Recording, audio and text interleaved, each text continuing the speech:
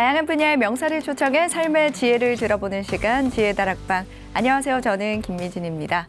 오늘 이 시간은 지난주 우리에게 따뜻한 강연으로 울림을 주었던 정양수 가정의학과 전문의 모셨습니다. 큰 박수로 맞이해 주시기 바랍니다. 안녕하세요. 네, 안녕하세요. 네, 선생님 한 주간 잘 지내셨나요? 네, 잘 지냈습니다. 네. 어떻게 지내신? 그러니까 지금 봄이잖아요, 그죠? 네. 봄이라서 등산도 가고. 아, 그리고 오늘 제가 소개해드릴 이 식이 방법을 네. 제가 직접 실천하고 있습니다. 아, 좀 좋아진 것 같지 않나요? 얼굴색이 훨씬 더 좋아지신 네, 것 네. 같아요. 네. 아, 그럼 오늘 강연은 우리 생활에서 건강을 지키는 그런 시기와 관련된 강연인가요? 맞습니다. 식이에 대한 강의입니다. 네. 사실 시기는 모든 사람들의 관심사이기도 하거든요. 특히 여성분들에게는 다이어트에 시기는 정말 필수 요소라고 보고 있는데 어떤 강연을 해주실 건가요? 네, 제가 오늘 소개해드릴 강의는 생활 속에서 쉽게 실천할 수 있는 방법을 여러분들한테 소개해드릴 겁니다. 건강을 지킬 수 있는 식이 방법. 네. 굉장히 많이 기대가 되는데요. 그럼 바로 강연 청해 듣도록 하겠습니다. 여러분 오늘 귀 쫑긋 세우고 함께 들어주시죠. 큰 박수 부탁드립니다.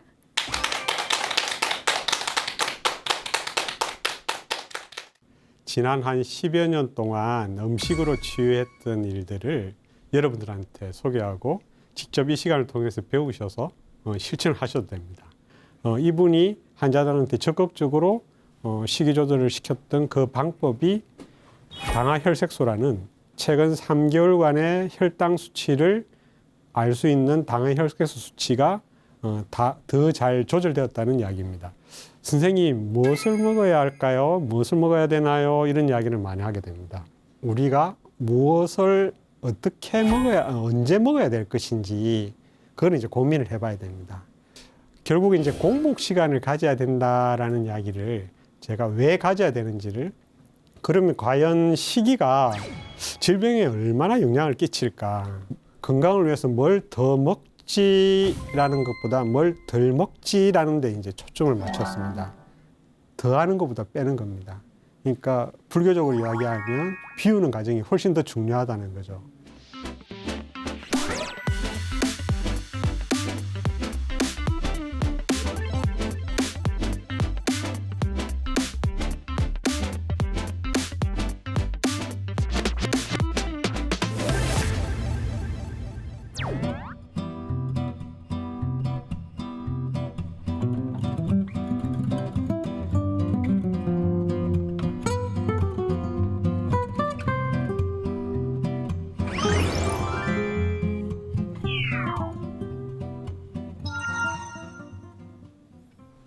네, 오늘은 특히 음식에 대한 이야기를 좀 하겠습니다. 제가 지난 한 10여 년 동안 음식으로 치유했던 일들을 여러분들한테 소개하고 직접 이 시간을 통해서 배우셔서 실천을 하셔도 됩니다.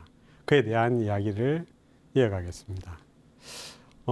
제가 음식에 대해서 본격적으로 관심을 가지게 된 거는 저랑 같이 사진을 찍은 이분입니다. 지난 1월 달에 그 이세돌의 고향이 나는 비검도에 가서 이제 자전거를 타면서 같이 찍었던 곳입니다. 저랑 12살 차이가 나는 띠동갑이고요. 저랑은 불교를 대해서도 굉장히 토론을 많이 하시는 분입니다. 같은 의사이고요. 이분이 저랑 같이 근무하게 되면서 제가 본격적으로 먹는 것에 대해서 관심을 가지게 되었습니다. 의사임에도 불구하고 제가 환자들한테 당뇨병이 있으면 꼭 약을 처방해야 된다는 고정관념을 갖고 있었는데 이분은 그때가 언제였냐면 2003년도였으니까 지금으로부터 한 18년 전에 처음 만나 뵀을 때 당뇨병을 갖고 있는데 약을 안 드시면서 이제 잘 지내고 계신 겁니다. 이분은 30대 초반에 당뇨병을 처음 앓고 힘든 과정을 거쳤는데 어떤 계기를 통해서 음식을 통해서 이제 본인이 식이 조절하고 운동을 통해서 잘 조절하셨던 그런 분인데 이제 둘이서 같은 병원에 근무하게 되면서 본격적으로 이제 음식에 대해서 의학 저널을 찾기 시작했고 그걸 통해서 이걸 환자들한테 적용하면 되겠구나라는 생각이 들었었습니다. 지금도 이분은 당뇨병을 갖고 있음에도 불구하고 그렇다고 해서 당뇨병이 갖고 있는 사람들이 생활 습관을 실천하지 않으면 당연히 당뇨병이 다시 나타나게 되는데 생활 습관을 통해서 실제로 어떻게 잘 관리하는지 또 환자분들이 어떻게 관리를 하면 되는지 또는 본인이 혹시 당뇨병 위험성이 있으면 오늘 강의를 통해서 어떻게 조절하면 되는지 그런 것들을 포함해서 좀 알려드리겠습니다. 실제로 당뇨병을 가지고 이제 이렇게 진료하는 의사들이 있습니다. 이분은 닐 버나드라는 의사인데요. 이분은 미국에서 책임 있는 의료를 위한 의사회 회장을 역임하셨기도 하고 실제로 본인이 당뇨병 환자를 보면서 진료했던 것을 의학 논문에도 많이 내셨던 분입니다. 이분이 강조했던 것은 통곡식과 건강한 단백질인 콩 그리고 채소랑 적당량의 과일을 항상 실천에 옮기게끔 해서 실제로 당뇨병 환자들이 지금 보시는 것처럼 좋은 결과를 가져왔다는 논문을 냈습니다. 물론 이제 영어로 되어 있어서 복잡한 이야기이긴 하지만 이분이 주장했던 그런 결과들이 어떻게 나와 있느냐 하면은 실제로 미국 당뇨병 학회에서 권해주는 방법으로 혈당을 조절하는 방법보다 이분이 환자들한테 적극적으로 식이 조절을 시켰던 그 방법이 당화혈색소라는 최근 3개월간의 혈당 수치를 알 수 있는 당화혈색소 수치가 더 잘 조절되었다는 이야기입니다. 예. 그럼 이제 이런 것들을 진료 현장에서 제가 배우고 난데 어떻게 적용할까 저는 이제 고민을 했던 거죠. 그때가 한 18년 전부터 이제 시작되었으니까. 그래서 환자분들한테 제가 이렇게 프린트물을 직접 만들어서 이제 나눠주기 시작했습니다. 건강한 생활 습관을 가지기 위해서는 식이에 대한 이야기들이 이렇게 쭉 적어서 환자들한테 일일이 설명을 해줬었습니다. 식이는 이렇게 해야 되고 달고 짜고 기름진 거는 피해야 되고 운동은 333 법칙으로 해야 되고 명상을 이렇게 하고 해서 이제 식이 조절, 운동하는 방법 그리고 명상하는 방법을 제가 진료 시간에 가능한 한 시간을 내어서 환자들한테 이야기를 했습니다. 그런데 환자분들이 그 이야기를 듣고 실천할 수 있는 사람들은 생각보다는 많지는 않더라고요. 근데 실제로 실천하신 분들은 저를 다음에 만났을 때 선생님 이렇게 좋아졌어요 라고 이야기하면서 저한테 이제 이야기를 해주더라고요. 그래서 제가 이런 분들한테 어떻게 하면 보다 더 잘 실천할 수 있는 방법을 또 이제 계속 고민하고 있었던 거죠. 진료 현장에서 제일 많이 듣는 이야기가 이런 이야기입니다. 선생님, 무엇을 먹어야 할까요? 무엇을 먹어야 되나요? 이런 이야기를 많이 하게 됩니다. 그러면 이제 이렇게 질문을 받은 의사들은 대부분 의과대학 교과과정에서 배우지는 않습니다. 저도 따로 공부를 했고 그에 대해서 굉장히 관심을 가졌던 거지 의사들한테 다른 교과를 가르쳐 주기도 시간이 벅찬데 이런 영양학까지 또는 환자들한테 뭘 먹어야 될 것까지 아주 구체적으로 가르쳐 주지는 않습니다. 그래서 저는 그거를 환자분들이 정말 필요한 이야기니까 따로 이제 뒤지면서 실제로 환자들한테 적용할 수 있는 방법을 이제 연구를 했던 거죠. 네. 이제 제가 진료를 보면서 가끔씩 이제 오시는 분들한테 이제 문자로 주고받는 일이 있습니다. 예를 들면 이분은 쉽게 이야기하면 이제 회사에서 술상무예요. 늘 술을 달고 살고 있는 사람이라서 우리 병원에 이제 검진을 하러 왔던 한 10몇 년 전에 검진을 하러 왔던 분인데 이분한테 제가 이제 제안을 한 거죠. 누가 옆에서 술 마시자고 쿡쿡 찌르면 저 사진을 꼭 보여주라. 내시경 사진을 보여주면서 의사 선생님을 약속했다. 나는 술을 한 달 동안 끊기로 했다. 그래서 이제 제가 저 사진을 보여주면서 그 환자분들한테 반드시 실천하고 한 달 뒤에 내한테 보고해라 했습니다. 근데 이분은 한 달 뒤에 저한테 저렇게 문자를 보냈습니다. 검주 성공했다고. 그리고 감사하다고. 그래서 자신감이 생겼다고 그렇게 이야기를 했습니다. 제가 적어도 술을 계속 달고 사는 사람들은 아마 평생을 술을 끊어본 사람들이 없을 겁니다. 그런 분들한테 한 달간만 술을 끊어보는 게 어떨까 이제 제안을 드리는데 이분은 이제 성공을 해서 저한테 문자를 날렸습니다. 그러면 과연 시기가 질병에 얼마나 영향을 끼칠까 궁금하시잖아요, 그렇죠? 네, 여러분들도 아마 궁금하실 건데 실제로 우리가 이제 이거는 이제 암에 대한 이야기는 하지만 암이라든지 뭐 혈관 질환들도 마찬가지입니다. 암에 대한 이야기는 하지만 우리가 조상 탓이라고 생각하는 유전적 요인은 불과 한 5 내지 10%에 해당됩니다. 그 나머지는 생활 습관과 관련되어 있는 건데 특히 이 시기가 30 내지 35% 차지합니다. 단일 인자 중에서는 제일 많이 차지하게 되는 거죠. 물론 이제 두 번째가 담배가 끼치는 영향이 한 25 내지 30% 정도고, 그러니까 담배 끊고 제대로 식이만 하게 되면 50% 이상은 이제 예방이 가능하고 또 건강해질 수 있다는 이야기고, 저 그림을 보면서 저 논문을 보면서 제가 식이가 정말 중요하구나. 환자들한테 반드시 실천하게끔 만들어야 되겠다.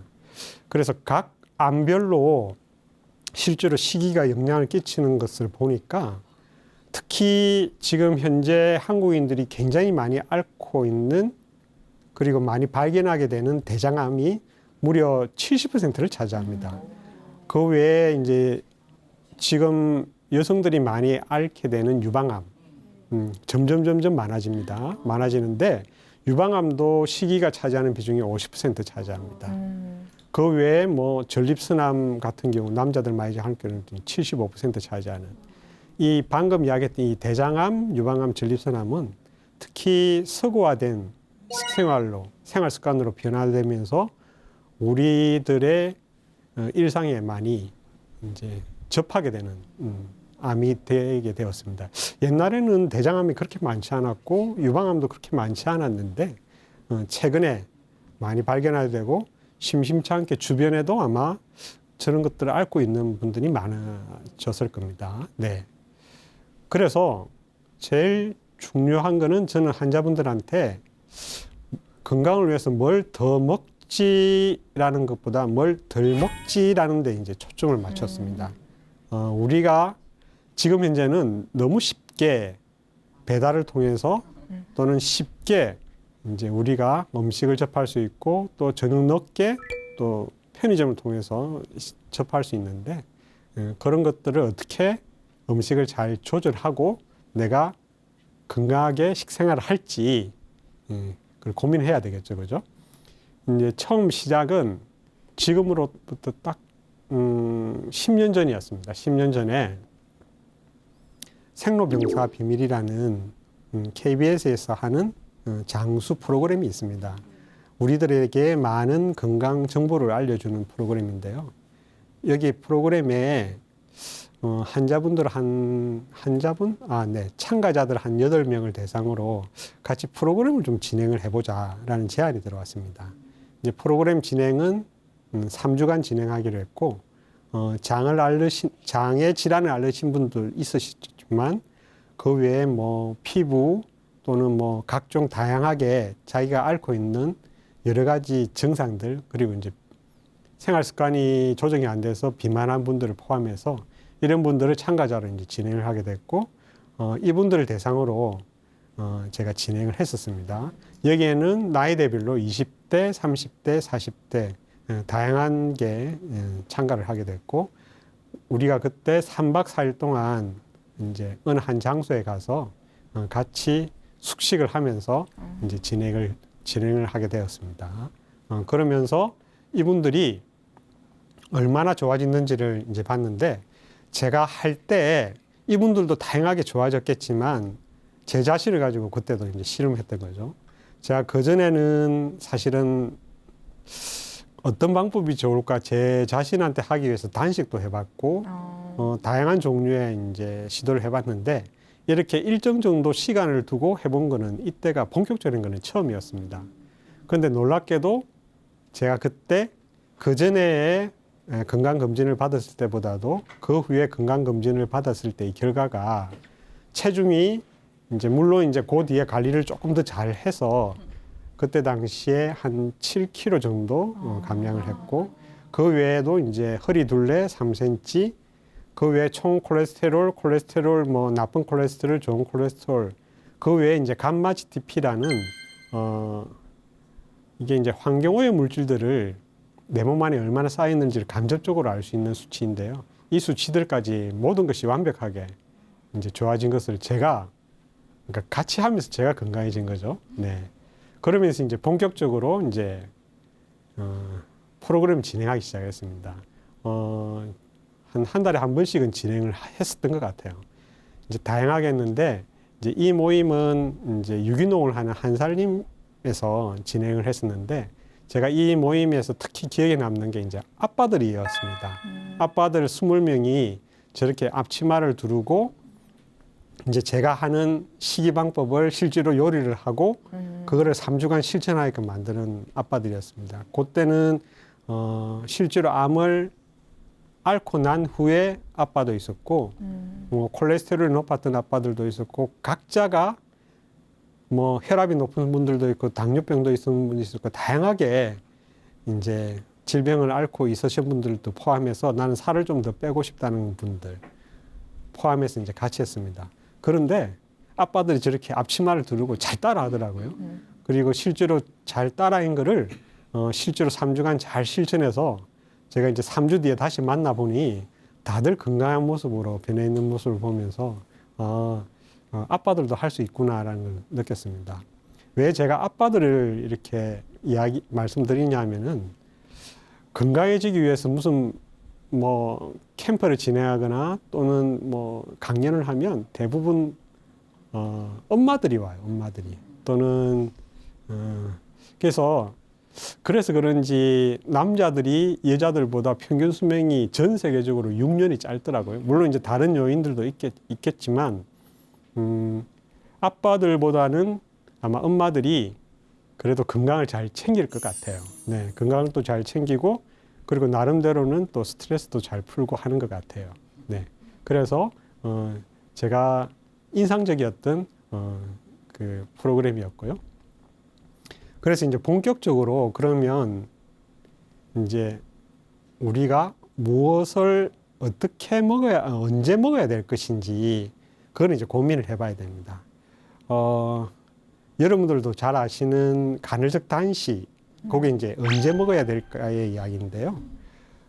그 전까지는 뭐 무엇을 먹는지에 대한 이야기를 하다가 최근에 이제 간헐적 단식 이야기가 나오면서 언제 먹어야 될 건지 이야기가 나왔는데 제가 생각할 때는 두 가지가 항상 같이 고민해야 되는 거였습니다. 그래서 무엇을 그럼 얼마나 공복 시간을 두고 먹어야 될 것인지 이제 그 이야기들을 제가 풀어내겠습니다.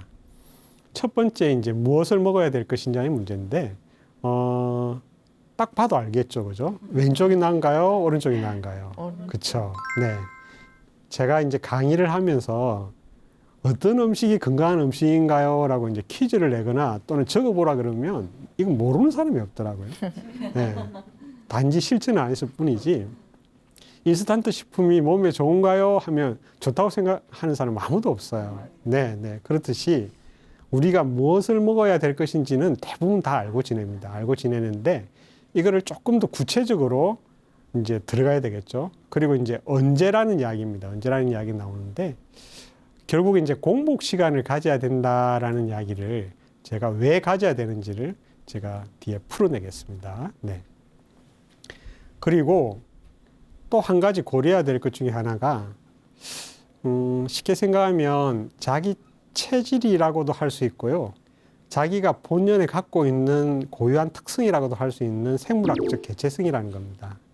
이거는 이제 지금은 체질이라는 이야기로 많이 나와 있는데 저는 제가 하는 이 방법을 통해서 본인이 어떤 음식이 맞고 안 맞고를 조금 더 구체적으로 알 수 있는 겁니다.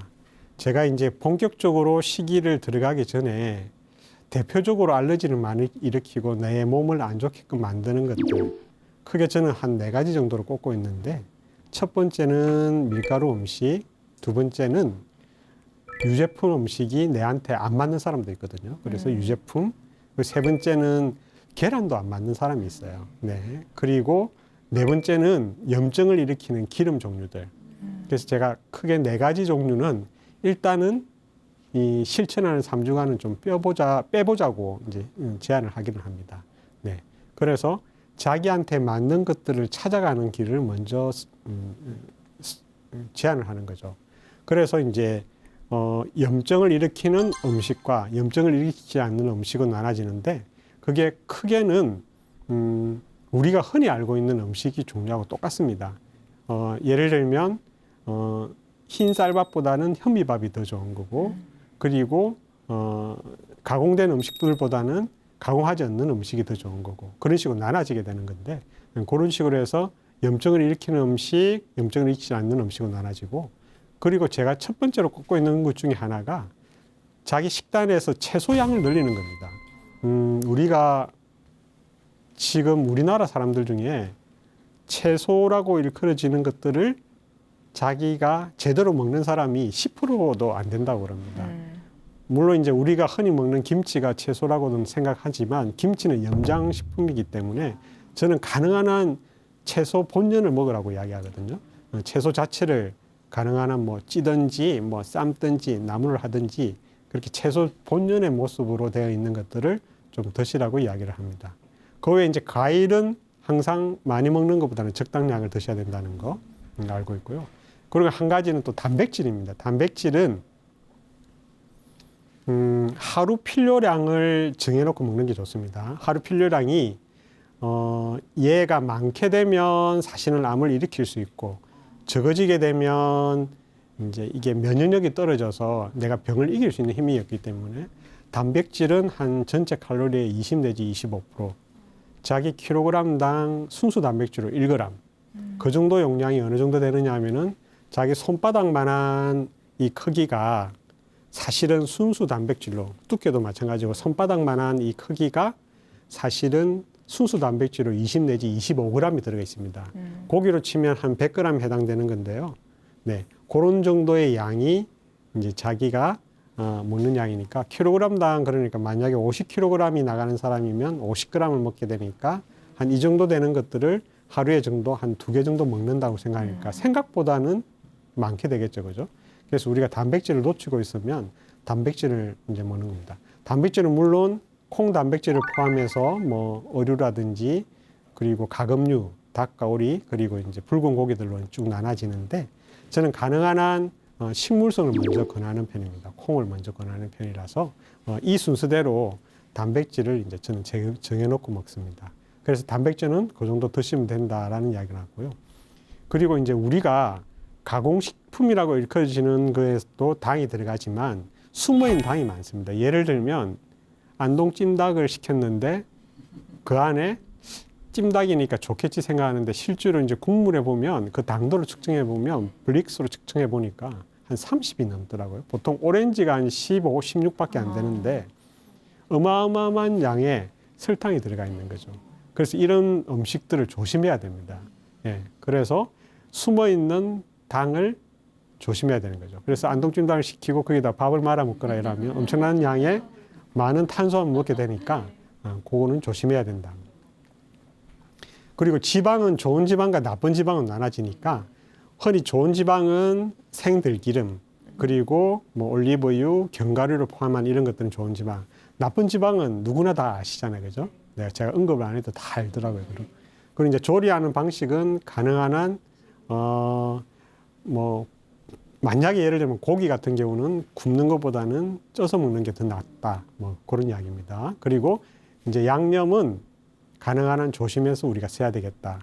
이제 제가 주장하는 거는 이런 정도를 주장해서 실제로 식생활에서 자기가 이제 실천하게끔 만드는 건데요. 왼쪽에 보는 거는 무려 1100칼로리인데도 불구하고 오른쪽은 800칼로리밖에 안 됩니다. 저 안에는 각종 다양한 채소들이 다 들어가 있고 탄수화물 종류를 조금 더 이렇게 줄였던 거죠. 줄였으니까 저렇게 많은 것을 먹는데도 불구하고 칼로리는 800밖에 안 나가니까 제가 이제 추천하는 방법은 저 오른쪽 방법을 자기 식생활에 어떻게 실천할 것인지 이제 해야 되는 거죠. 그리고 이제 공복 시간을 가지는 문제인데요. 제가 이제 간헐적 단식이랑 그리고 이제 여기서 소개하는 단식 모방 시기, 물론 이제 이게 같은 개념입니다. 같은 개념인데 제가 소개를 해드리겠습니다.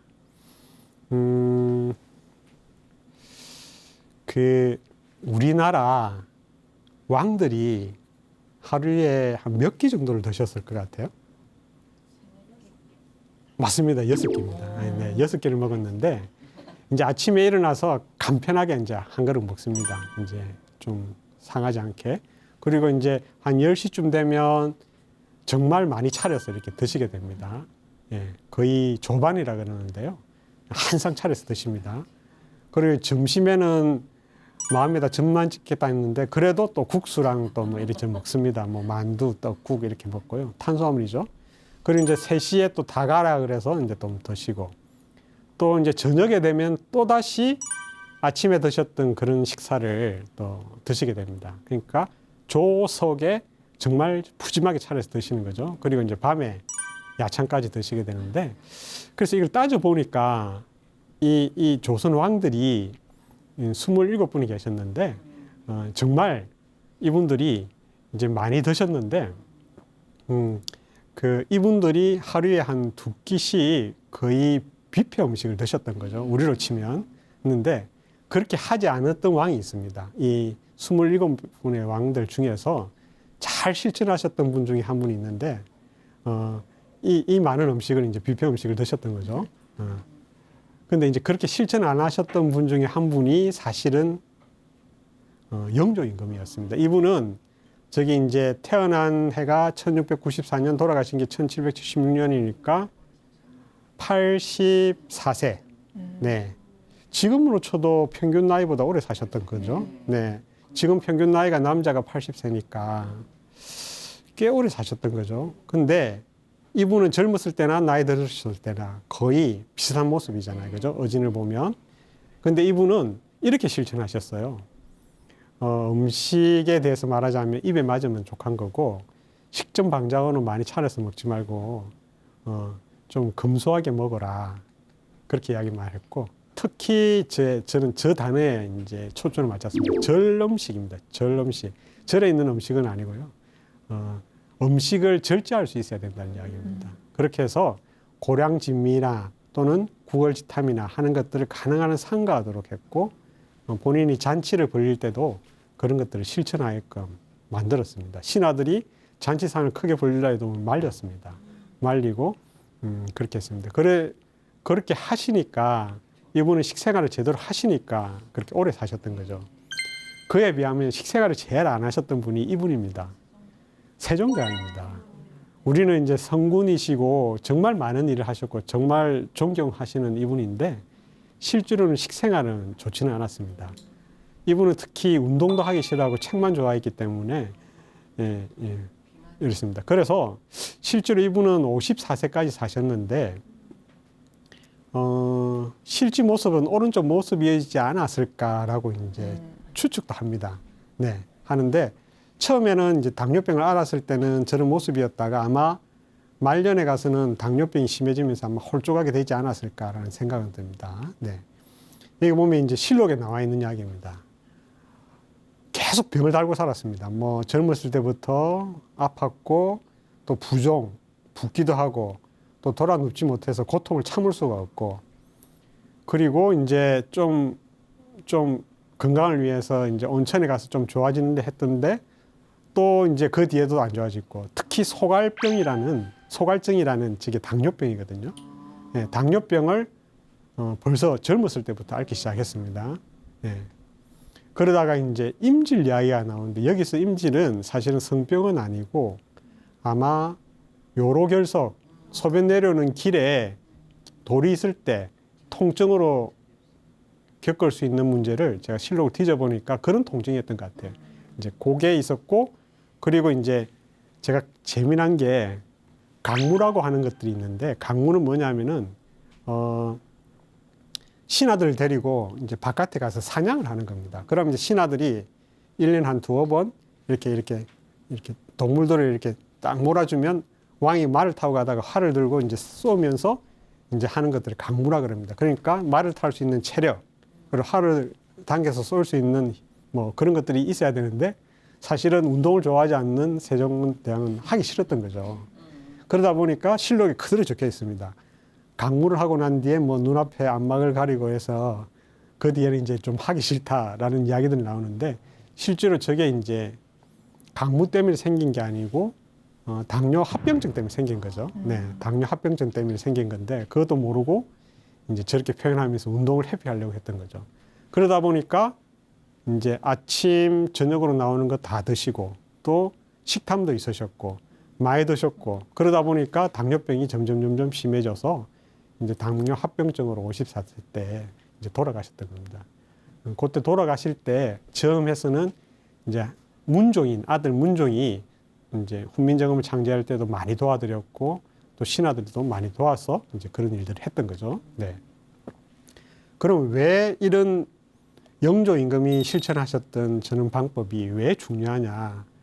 그게 의학적으로 우리 몸에 뭐 혈액 또는 간, 장, 근육, 뇌, 심혈관계, 췌장, 지방에 모든 거에 영향을 끼칩니다.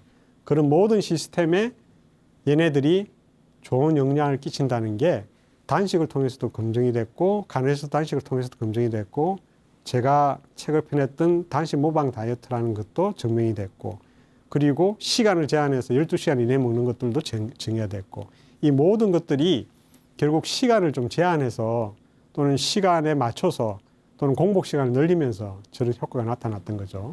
그래서 하루 21끼를 기준으로 했을 때 과연 우리가 몇 끼를 먹는지는 기준으로 살펴봤습니다. 아마 여러분들도 잘 아시는 뭐 12대 12는 그냥 12시간 공복을 지키는 거고요. 그리고 16대 8은 비어있는 시간을 16시간, 식사하는 시간을 8시간, 그리고 이제 5대2 단식은 그러니까 하루를 기준으로 한 게 16대 8이죠. 그리고 일주일을 기준으로 한 게 5대2. 이거는 하루에, 그러니까 일주일 중에 이틀은 하루에 한 끼만 먹는 걸 이야기합니다. 예. 그리고 이제 하루 굶고 하루 먹기는 진짜 하루 먹고 하루 굶기 하는 겁니다. 그리고 1일 1식은 이제 하루에 한 끼만 계속 먹게 되는 거죠. 그래서 이제 끼니가 저렇게 나눠집니다. 나눠지는데, 이거를 다 실천할 수 있느냐? 저는 자기한테 맞게끔 실천하면 된다고 생각합니다. 나는 그렇게 뭐 뚱뚱하지도 않고 다 괜찮다면 12시간 공복만 잘 유지하셔도 되고요. 조금 더 공복 시간 늘리고 싶다면 12시간부터 시작해서 13시간, 14시간 쭉 늘려셔도 됩니다. 네. 그래서 이제 제가 한 3년 전에 그 끼니 반란이라는 프로그램에 나오게 되면서 이제 제가 소개했던 이 방법은 패스팅 미미킹 다이어트입니다. 이거는 한 달을 기준으로 한 겁니다. 한 달 중에서 한 5일 정도는 정해진 식단대로 이제 먹으라는 이야기인데요. 그렇게 하면 또 아까도 이야기했던 그런 효과들이 나타나는 거고요. 제가 먹는 단식이라는 이름으로 책을 통해서 이제 소개를 했습니다. 소개를 했고, 이 이론의 핵심은 노벨 생리의학상 받은 두 가지 이론입니다. 첫 번째는 2016년 노벨 생리의학상 받은 주제입니다. 오토파지라는 건데요. 우리는 비어져 있는 시간에 오히려 우리 몸은 스스로가 정화하고 청소한다. 그리고 재생시킨다는 겁니다. 예. 그 이론이 이제 오토파지 이론이고요. 그리고 이제 2017년도 노벨 생리의학상 주제가 우리 몸은 생체 리듬에 맞게끔, 그러니까 해가 떨어지고 밤이 되면 자야 되고 또는 해가 뜨고 이러면 일어나서 활동하고 사람의 몸도 똑같이 생체 시기에 맞춰서 생체 리듬에 맞춰서 생활해야 된다라는 그 두 가지 이론을 가지고 이제 시기에 적용해서 실제로 이제 어떤 효과를 이제 봤던 거죠. 네. 그래서 이제 이걸 처음 주장했던 롱고라는 친구가 자기 책이 원래는 이제 그러니까 장수라는 책이었거든요. 롱지비티 다이어트인데 거기에 실천할 수 있는 방법 총 9가지를 이제 제시를 했습니다. 그거는 이제 제가 재구성해서 이제 보여드리는 건데 첫 번째 제일 중간에 있는 것이 뭐냐면은 체중과 허리 둘레는 가능한 한 정상 체중에 맞추는데 초점을 맞췄습니다. 만약에 체중과 허리 둘레라든지 혈액학적인 검사, 예를 들면 당뇨 수치라든지 혈액은 아니지만 혈당 수치라든지 혈압이라든지 또는 콜레스테롤 수치가 정상 범위를 벗어나 있으면 그거는 이제 정상적인 범위를 이제 찾기 위해서 이제 나머지 8가지를 잘 실천하는 건데 아까도 이야기했지만 채식 기반의 식사를 해야 된다. 그리고 탄수화물과 지방은 좋은 것과 나쁜 것을 나눠서 식사를 해야 된다. 그리고 단백질은 아까 이야기했듯이 그렇게 드셔야 된다. 그리고 그렇게 드시더라도 영양분은 골고루 갖출 수 있도록 드셔야 된다. 그리고 우리는 우리 조상들이 먹던 걸 먹어야 된다. 그리고 끼니를 좀 조절해서 한 끼는 많이 드시더라도 나머지 한 끼는 좀 가볍게 드시고 또 한 끼는 좀 더 이렇게 좀 더 가볍게 먹는 걸로 좀 가야 된다. 그리고 시간은 반드시 지켜주라. 그리고 이것들을 주기적으로 좀 실천하라. 라는 것을 이제 이 롱고라는 친구는 강조를 했었습니다. 네. 그렇게 해서 실천을 해보니까 실제로 우리가 노화되는 과정에서 저렇게 그래프가 꺾이게 되는 거죠. 그렇게 실천을 식이 조절을 잘하게 되면 그렇게 함으로 해서 암, 당뇨병, 그리고 심장 질환, 그리고 이제 치매까지, 그리고 자가 면역 질환까지도 이제 컨트롤할 수 있다고 주장한 거고, 그거를 이 친구 덕분에 많은 의사들이 이쪽 분야에 또 연구를 하게 됐습니다. 그리고 이 친구는 원래는 이제 젊었을 때는 저렇게 음악을 좋아해서 미국에 건너갔던 친구인데 한 20살 때부터 다시 이제 생화학을 전공을 하면서 이제 한 23년 동안 연구를 했던 친구고요. 그 이후에도 저렇게 100세 노인들을 찾아다니면서 실제로 100세 노인들이 어떻게 생활했는지를 인터뷰를 통해서 자기가 했던 연구 결과들을 증명해내고 했던 친구라서 그런 좋은 일들을 많이 했었던 친구입니다. 네. 그래서 다시 정리하면 하루 기준으로 하면 뭐 공부하는 시간을 12시간부터 16시간 늘릴 수 있다. 16대 8까지 늘릴 수 있고, 그리고 일주일을 기준으로 하면 5대 2 단식을 할 수 있고, 그리고 한 달을 기준으로 하면 25일은 그냥 하고 5일 정도는 식이 조절을 해주라는 겁니다. 네. 제가 지금까지 이제 말씀드렸던 내용이 이제 여러분들 잘 아시겠지만 더하는 것보다 빼는 겁니다. 그러니까 불교적으로 이야기하면 비우는 과정이 훨씬 더 중요하다는 거죠. 그래서 우리가 얼마나 더 많이 채울지보다도 얼마나 더 잘 비울지에 초점을 맞춰서 생활하는 것들이 아주 중요합니다. 제가 다년간 경험했던 많은 환자분들한테 처음부터 끝까지 강조했던 것들도 비우는 과정들이 중요하다는 것을 늘 강조를 했었습니다. 네. 그래서 여러분들도 일상생활에 돌아가서 자기한테 맞는 실천 방법을 꼭 도입해서 머리로만 이해하지 마시고 꼭 몸으로 실천해서 좋은 결과를 얻었으면 좋겠습니다. 네, 감사합니다.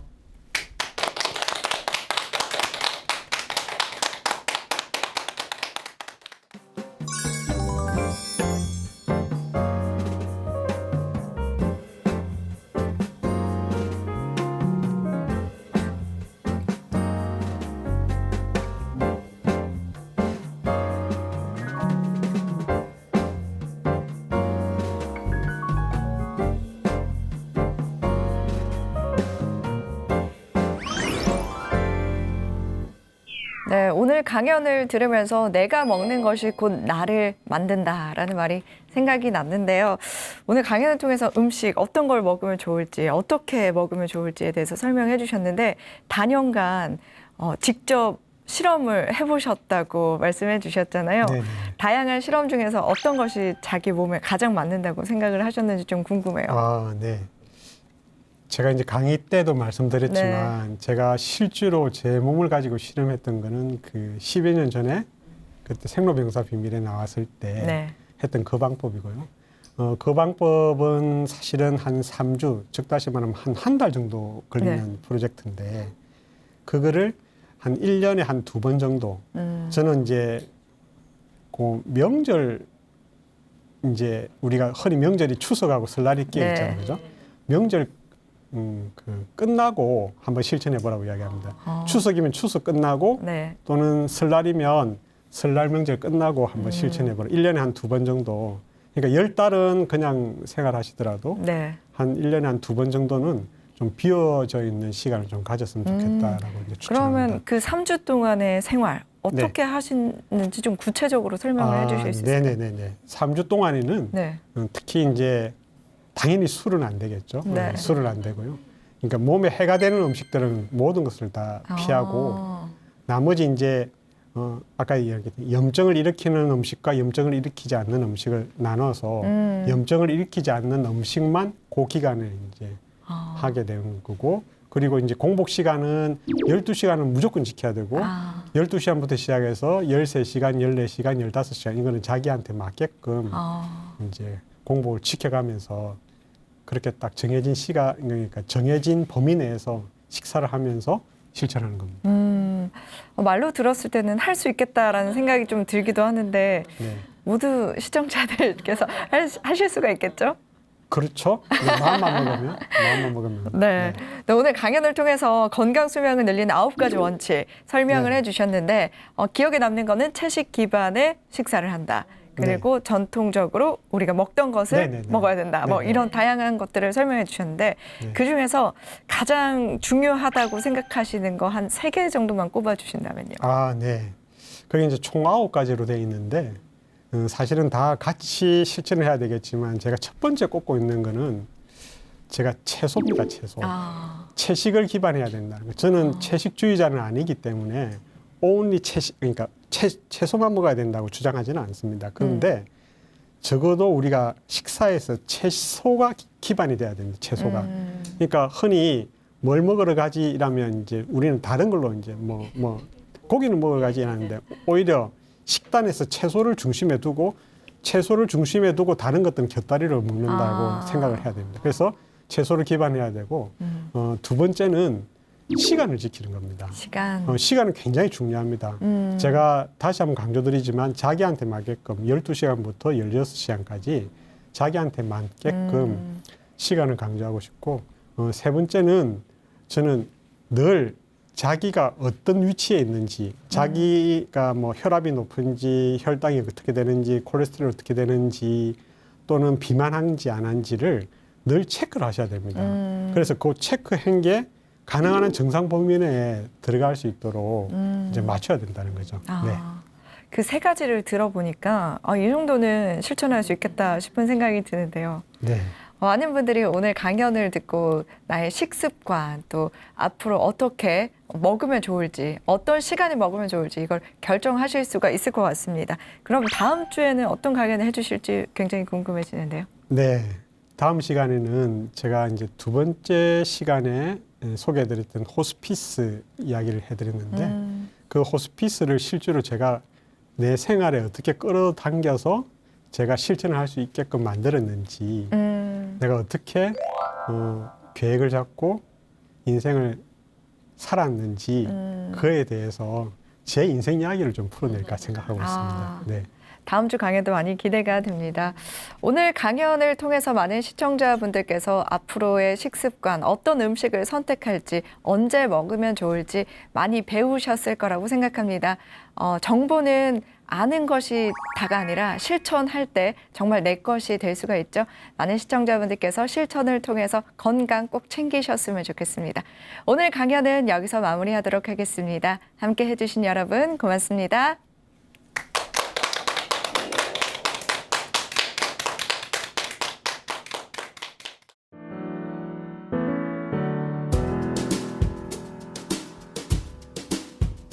인생은 누구나 다 종착점이 있습니다. 누구나 죽음이 막닥떨어져 있기 때문에 저 선택의 순간에 내가 어떤 길을 선택할지를 미리 좀 고민하면 어떨까. 2007년부터 2017년 사이에 10년 동안 자기 자신한테 벌어질 일들 중에서 정말 가슴을 뛰게 하고 또 멋지다고 생각하는 풍광을 이제 그리게끔 만들었습니다. 미리 그려두면 어떤 선택의 상황에 닥쳤을 때 주저하지 않고 하게 되는 것 같아요.